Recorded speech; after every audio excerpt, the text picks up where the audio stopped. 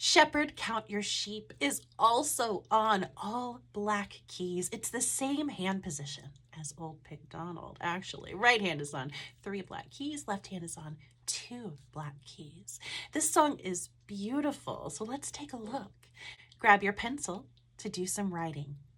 We're starting off forte. Left hand goes first. Shepherd, count your sheep. 2, 3, 4.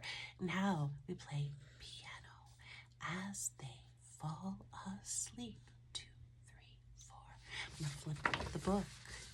We're back to forte. I think I spy a pattern. Gentle shepherd. Aha, I did spy a pattern. Back to piano. We're going every other one. Singing songs so sweet. 2, 3, 4.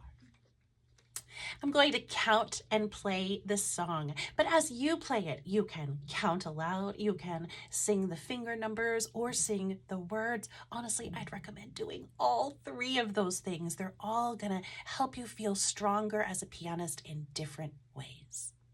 All right, here's my setup, my 2, 3, 4. I'm using my fingertips, not my pads, but my fingertips. And my 2 and 3, not my pads, but my fingertips. Here we go, count and play. 1, 2, ready, go. 1,